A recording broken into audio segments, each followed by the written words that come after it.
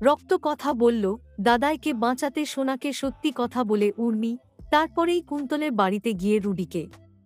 Hello বন্ধুরা, আমি চন্দনা, আমার চ্যানেলে স্বাগতম।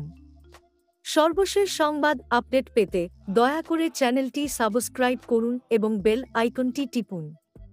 রক্ত কথা বলল, এতদিন ধরে চেপে রাখা একটা কষ্ট, একটা গোপন সত্য আজ আর চেপে রাখা গেল না।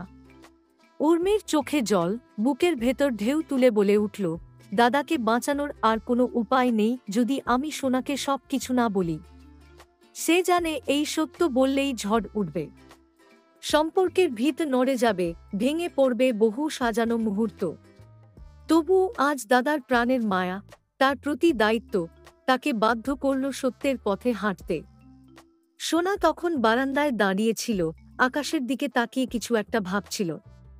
উর্মি ধীরে ধীরে এগিয়ে গেল।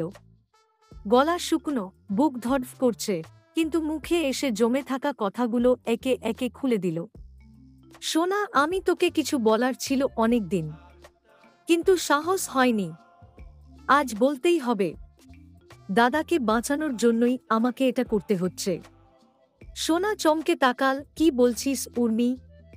উর্মি এক নিঃশ্বাসে বলে দিল, দাদার অ্যাক্সিডেন্টটা দুর্ঘটনা ছিল না। রুডি রুডি করেছিল এটা।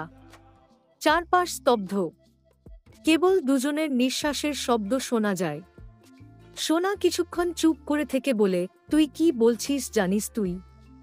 জানি, উর্মির গলায় দৃঢ়তা।